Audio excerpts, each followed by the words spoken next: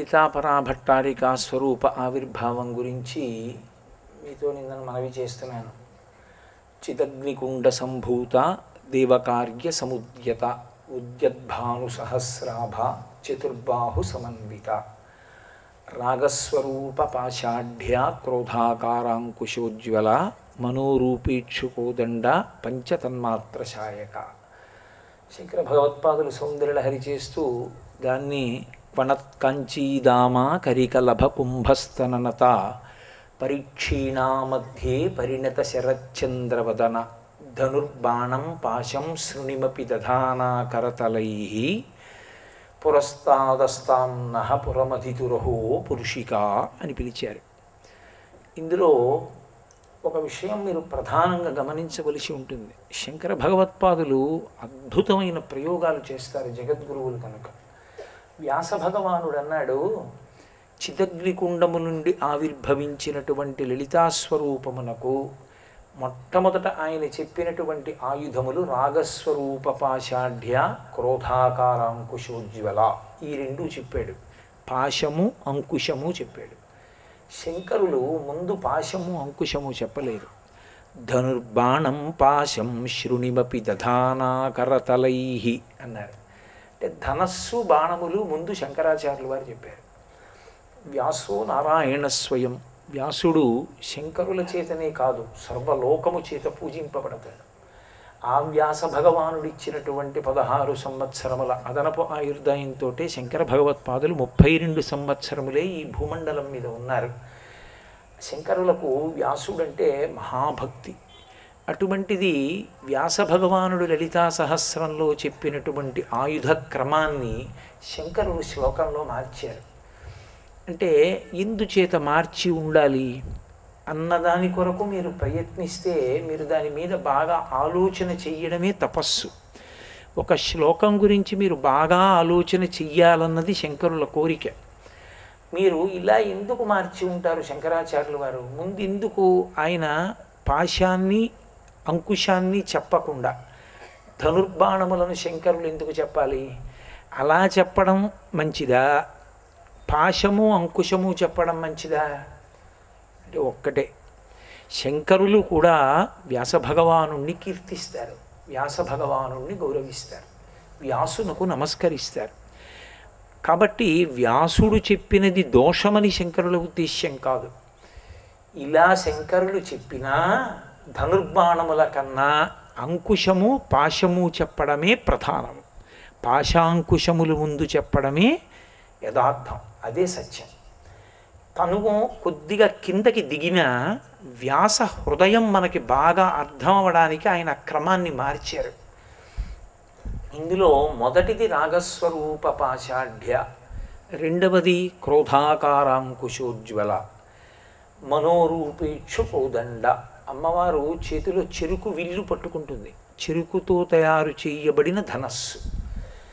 ఇంకొక చేతిలో 5 బాణములు పట్టుకుంటుంది. ఈ 5 బాణములు పుష్పబాణములే, 5 పువ్వులు. ఈ 5 పువ్వులనే అరవిందము, అశోకము, నవమల్లికము, నీలోత్పలము, చూతము అంటారు. ఈ 5 పువ్వులు పట్టుకుంటుంది. ఒక చేత్తో చెరుకు విల్లు, ఒక చేత్తో 5 పుష్పబాణములు. ఇవి అమ్మవారి ఆయుధములు కావు. మీరు జాగ్రత్తగా గమనించి చూస్తే ఇవి పరదేవతకి సంబంధించిన ఆయుధములు కాదు. ఈ ఆయుధములు ఎవరివి అంటే మన్మధుడివి. మన్మధుడు పట్టుకోవలసినటువంటి ఆయుధాల్ని అమ్మవారు తీసుకుంది. అమ్మవారి చేతిలో ఉన్నవి చెరుకు విల్లు పుష్పబాణములే, మన్మధుడి చేతిలో ఉన్నవి చెరుకు విల్లు పుష్పబాణములే. మన్మధుడి చేతిలో చెరుకు విల్లు పుష్పబాణములు ఉన్నంతసేపు అంటే నా ఉద్దేశ్యం ఆయన ఆ ధనస్సుని ఎక్కుపెట్టి బాణప్రయోగం మన మీద చేసినంతసేపు ఇంద్రియ లౌల్యముతో తిరుగుతూ ఉంటాడు. పరదేవత తేజస్సుని నింపుతూ ఉంటుంది శరీరంలో, రోహిణీ తత్వము అంటారు. రోహిణీ స్వరూపిణి అయి ఈ శరీరంలో తేజస్సుని ప్రతిరోజు నింపుతుంది ఆవిడ. ఈ తేజస్సు అధోముఖంగా నష్టమైపోతే అది వక్రదృష్టి చేత చంద్రునితో చూడబడినది అంటారు.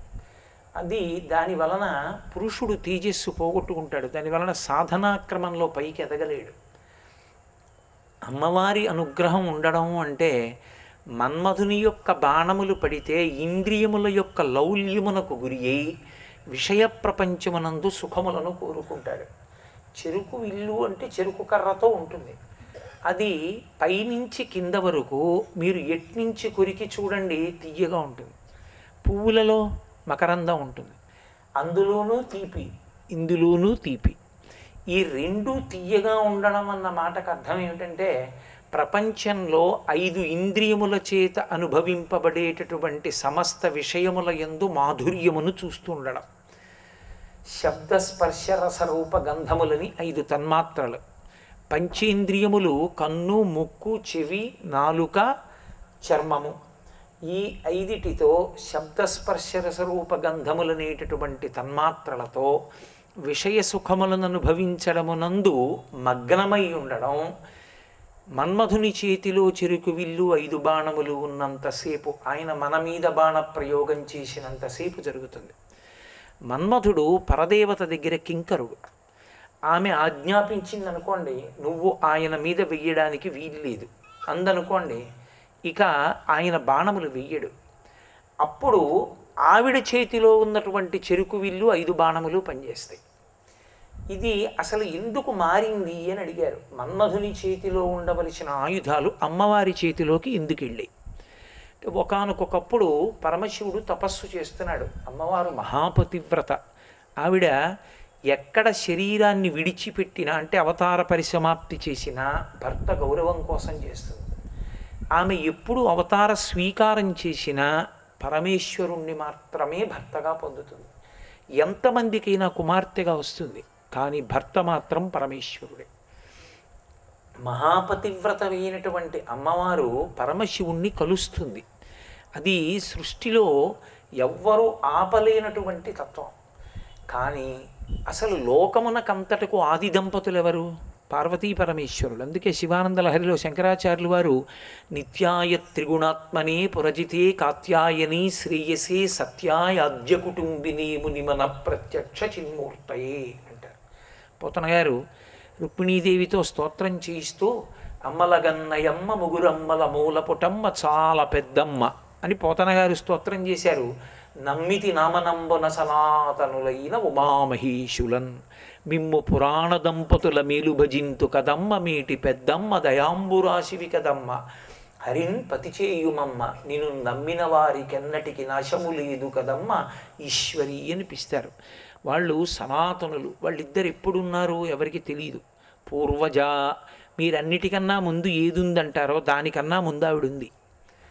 ఆవిడ ఆయన యందు ఉంటుంది. ఆయన సృష్టి చెయ్యాలనుకున్నప్పుడు ఆయన నుండి విడిపడుతుంది. ఆవిడ ప్రకృతి స్వరూపిణి అయి పక్కన కూర్చుంటుంది. అందుకని అహో పురుషిక అంటారు శంకరాచార్యులు వారు. అటువంటి తల్లి ఆ పరమేశ్వరుడు ఆది దంపతులు.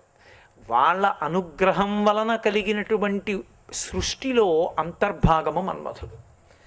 ఈ మన్మధుడు పార్వతీ పరమేశ్వరుల యందు కామము కల్పించగలను అనుకున్నాడు. ఇది హద్దు దాటడం అంటే ఇది. ఆయన చెయ్యకూడని పని ఎక్కడ చేశాడంటే, అయితే మన్మధుడికి తెలియక చెయ్యలేదు. మీరు వీరభద్ర విజయం చదివితే మీకు బాగా అర్థం అవుతుంది. ఆయన రతీదేవి దగ్గరికి వెళ్ళి చాలా బాధపడ్డాడు. ఇది నేను చెయ్యకూడని పని, ఒకవేళ నిజంగా పరమేశ్వరుణ్ణి గెలిచి నేను వెనక్కి వచ్చినా నా తండ్రి చూసే చూపు నేను తట్టుకోలేనన్నాడు. ఆయన విష్ణువు యొక్క కుమారుడు. కందర్ప దర్పహర సుందర దివ్యమూర్తి కాంతాకుచాంబురుహ కుట్మలలోల దృష్టి అని. కందర్పుడంటే మన్మధుడు. ఆయన శ్రీ మహావిష్ణువు యొక్క కుమారుడు. విష్ణువు నా తండ్రి శివుణ్ణి గెలిచి నేను వస్తే నన్ను ఎటువంటి చూపు చూస్తాడో అన్నాడు. నేను గెలవలేనన్నాడు. అయినా ఇంద్రుడి ఆజ్ఞ ధిక్కరించలేక వెళ్ళాడు. వెళ్ళి ఒక్క బాణమే ప్రయోగించాడు. కుమార సంభవం మహాకవి కాళిదాసకృతం చదివితే అద్భుతమైనటువంటి నాటకం అది. సరే, అయితే గర్భిణీ అయినటువంటి స్త్రీలు ఉత్తముడైన కుమారుడు కలగాలి అంటే కాళిదాసకృత కుమార సంభవాన్ని పారాయణం చేయకూడదు. ఉత్తముడైన కుమారుడు కలగాలి అంటే గర్భస్థమైనటువంటి శిశువు పూర్వజన్మలలో చేసినటువంటి మహాపాతకాన్ని కూడా తీసుకొస్తాడు. ఎందుకు తీసుకొస్తాడు అంటే యజమానికి ఒక లక్షణం ఉంటుంది. యజమానికి కలిగే కొడుకులందరూ కూడా నిజమైన కొడుకులు కారు. ఎందుకంటే శత్రువు కొడుకుగా వస్తాడు అని శాస్త్రం. పరమశత్రువు ఉన్నాడనుకోండి, వాడు రౌద్రచింత అంటారు. అదే పనిగా తలుచుకుంటూ వెళ్ళిపోతే కొడుకుగా వస్తాడు. తండ్రి ఎతి అంటే వాడు పెతి అంటాడు. ఒక్క మాట వినడం, బాధ పెడుతూ ఉంటాడు తండ్రిని. ఎందుకు నీ శత్రుపుత్రుడు, లేకపోతే సేవకపుత్రుడు, బాగా సేవ చేసి ఎప్పుడు యజమాని దగ్గర ఉండడం అలవాటు అయిపోయింది అనుకోండి, యజమానిని తలుచుకు చచ్చిపోతే సేవకుడు పుత్రుడుగా వస్తాడు. నాన్నగారి నించుంటే కుర్చీ వేస్తాడు, నాన్నగారికి కాళ్ళు పడతాడు, నాన్నగారికి మంచినీళ్ళు ఇస్తాడు, నాన్నగారి వీధిలోంచి వస్తే కాళ్ళు కడుక్కోమని చెంబుతో నీళ్ళు ఇస్తాడు. అక్షరం ముక్క రాదు, తండ్రి మాత్రం బెంగపెట్టుకుని ఉంటాడు. ఎందుకంటే వాడు సేవకపుత్రుడు, రుణపుత్రుడని ఉంటాడు. గతంలో తీసుకున్న అప్పు తీర్చకుండా ఎగ్గొట్టేస్తే వాడు ఆ రుణాన్ని తీర్చేసుకోవడం కోసం వచ్చి కొన్నాళ్ళు ఉండి మన దగ్గర అన్నం తిని అయిపోయింది, రుణం తీరిపోయిందంటే వాడు వెళ్ళిపోతాడు. రుణానుబంధ రూపేణ పశుపత్ని సుతాలయా. అందులో కొడుకు ఏ రూపంలో వచ్చాడో ఎవరికి తెలుసు, వాడు ఎందుకు వస్తున్నాడో. అందుకని పుట్టిన కొడుకులందరూ నిజపుత్రులు, వాళ్ళందరూ ఏదో ఉద్ధరించేస్తారనుకోవడానికి మార్గం లేదని చెప్పింది శాస్త్రం. ఇప్పుడు నేను ఆ పుత్రతత్వం గురించి వ్యాఖ్యానం చేయడం సంభవం అయ్యే విషయం కాదు. నేను లలితా సహస్రం గురించి మాట్లాడవలసి ఉంటుంది, పరదేవతా వైభవం మాట్లాడవలసి ఉంటుంది. కాబట్టి ఆ కొడుకుకి ఆ లోపల ఉన్న శిశువు ఏ భావనతో వస్తున్నాడో దాన్ని తుడిచి వాని యందు ఉత్తమ భావనలు పొందేటట్టుగా చెయ్యాలి అంటే ఏం చెయ్యాలి అని అడిగారు. వాడు గర్భస్థమై ఉంటాడు. అప్పుడు గర్భిణి అయిన స్త్రీ వినదగినవి లోకంలో రెండే. ఒకటి శ్రీరామాయణంలో బాలకాండాంతర్గతమైనటువంటి స్కందోత్పత్తి, అది కుమార సంభవం, వాల్మీకి మహర్షి విరచితం. అలాగే భాగవతం దశమ స్కంధంలో కృష్ణలీలలు, ఈ రెండే వినాలి. ఈ రెండూ విన్నట్టయితే, రెండోది గర్భిణి అయిన స్త్రీకి అనేకమైనటువంటి సంస్కారములు చెయ్యాలి. ఎందుకని అంటే ఆమెని లోపల ఉన్న పిండాన్ని రక్షించడానికి. సంపూర్ణ రామాయణాన్ని విన్నట్లయితే ఇక ఏ గర్భ సంస్కారము చేయక్కర్లేదు. పరమతేజోవంతుడైనటువంటి కుమారుడు జన్మిస్తాడు. మీరు నన్ను నమ్మగలిగితే కాకినాడలో నేను సంపూర్ణ రామాయణ ప్రవచనాలు చేసే రోజుల్లో ఇది యథార్థంగా జరిగిన విషయం. అంత గొప్పది రామాయణం. కాబట్టి ఆ శిశువుకి గర్భ సంస్కారంగా స్కందోత్పత్తి చెప్తారు. సరే, కుమార సంభవము కాళిదాసకృతం. పరమశివుడు తపస్సు చేసుకుంటున్నాడు. భయపడుతూనే మన్మధుడు ఒక బాణం వేశాడు. పరమశివుని యొక్క మనసు కించిత్ విచలితమైంది. ఆయన కనిపెట్టాడు.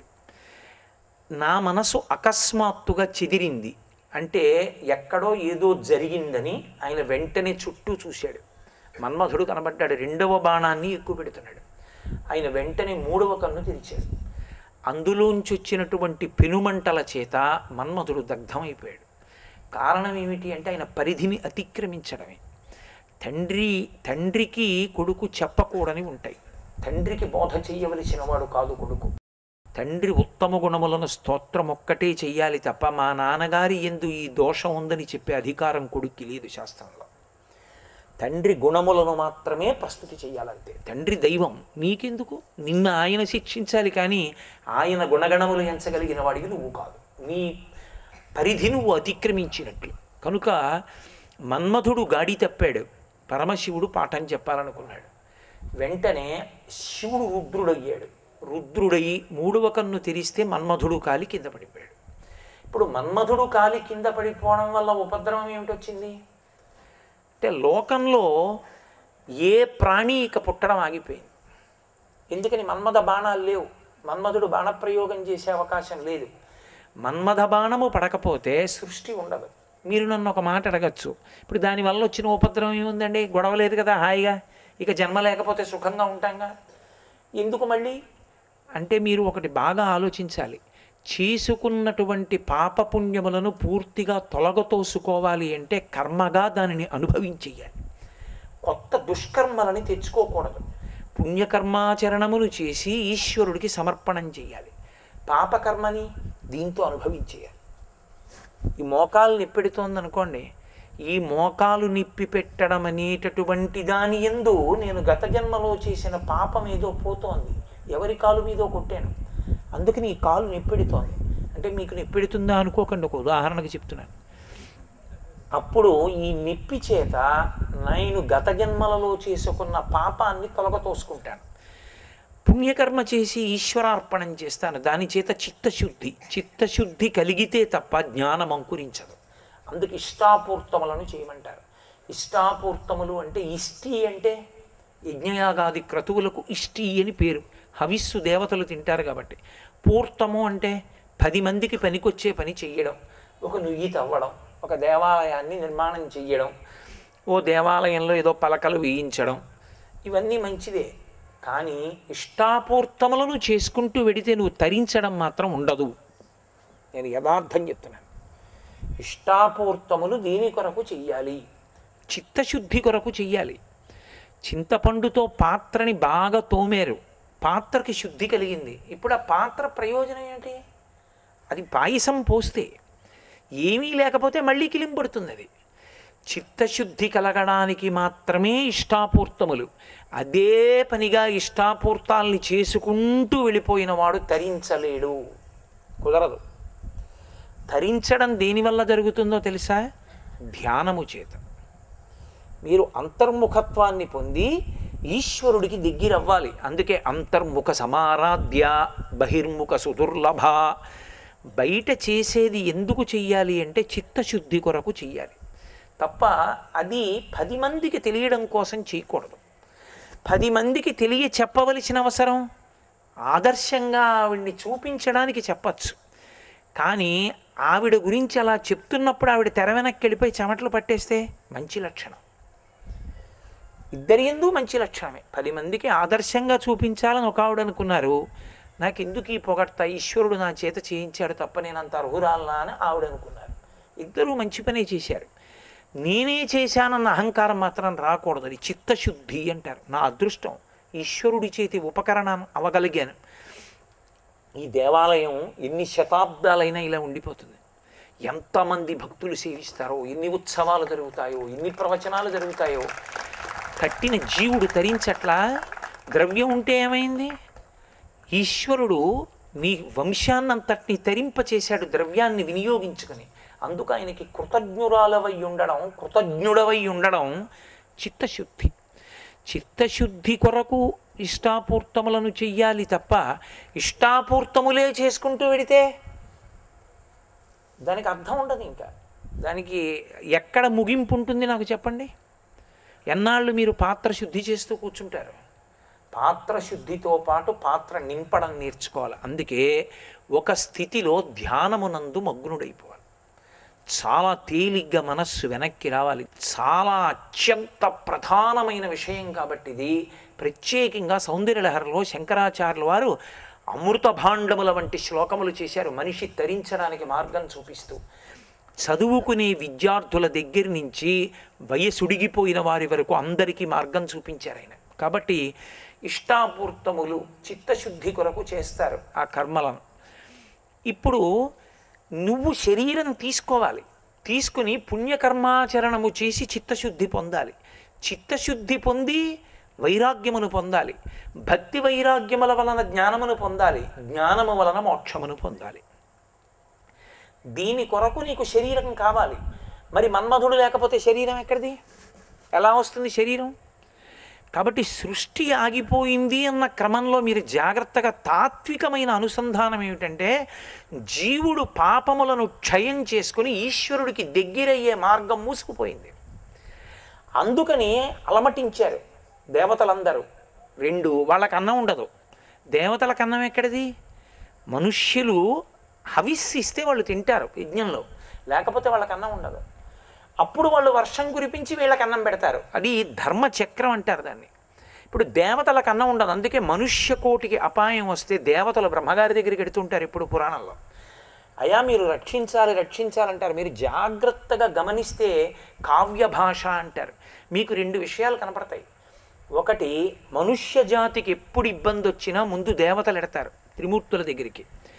2, భూమి ఎప్పుడైనా పాపభారం పెరిగితే శ్రీ మహావిష్ణువుకి ఆమె ఇల్లాలయి కూడా ఇల్లాలి స్థాయిలో ఈశ్వరుణ్ణి అడగదు. మీరు ఎప్పుడైనా చదవండి పురాణం. భూదేవి భూదేవిగా ప్రార్థన చెయ్యదు. భూదేవి గోరూపంలో ప్రార్థన చేస్తుంది. భాగవత ప్రారంభం అదే కదా. భూమి గోరూపాన్ని దాల్చి నిలబడుతుంది. ఎందుచేత? భార్యాస్వరూపంగా చెప్పిన దాని విషయంలో కూడా ఆలోచిస్తాను అంటాడేమో కానీ గోరూపంగా చెప్పిన దాన్ని ఈశ్వరుడు కూడా ఒక్క క్షణం ఆలస్యం చేయడు. గోవు పరదేవతా స్వరూపం. అందుకే భూమి గోరూపాన్ని పొందుతూ ఉంటుంది. గోరూపాన్ని పొంది ప్రార్థించిందా? విష్ణువు దుష్ట శిక్షణ కొరకు అవతార స్వీకారం చేస్తారు. అందుకే దోషములలోకెల్లా చాలా పెద్ద దోషం ఏది అంటే గోమోదక దోషం. ఆవుని కొట్టడం. ఎవరు కొట్టమన్నారు? నేను ఎందుకు ఆవుని కొట్టడం? ఆవుని కొట్టడం మహాపాపం కింద వేస్తారు. అది పరదేవతా స్వరూపం. నువ్వు మంచి పని చేయకపోతే పీడాపోయేది. నువ్వు దేవాలయానికి వెళ్ళి నమస్కారం చేయకపోతే పర్వాలేదు, దేవాలయంలోకి వెళ్ళి అంతరాలయంలోకి చొరబడి ప్రాణప్రతిష్ఠ చేయబడినటువంటి పరదేవతా స్వరూపాన్ని కర్రతో కొడితే ఏ దోషం వస్తుందో గోవుని కొడితే అదే దోషం వస్తుంది. అందుకే సన్యాసి కానీ బ్రహ్మచారి కానీ ఇంటి ముందుకొచ్చి 3 మార్లు భవతి భిక్షాందేహి అంటే గృహస్థు బయటికి వచ్చి అన్నం పెట్టకపోతే గోమోదక దోషం వేస్తారు. ఎందుకనంటే గృహస్థు యొక్క ప్రధాన ధర్మం అది. ఆ ధర్మ నిర్వహణ యందు వైక్లభ్యాన్ని పొందాడు కాబట్టి. సరే, అందుచేత శరీరములు లేకపోతే సృష్టి ఆగిపోయింది. అప్పుడు దేవతలు రతీదేవి అమ్మవారిని ప్రార్థన చేశారు.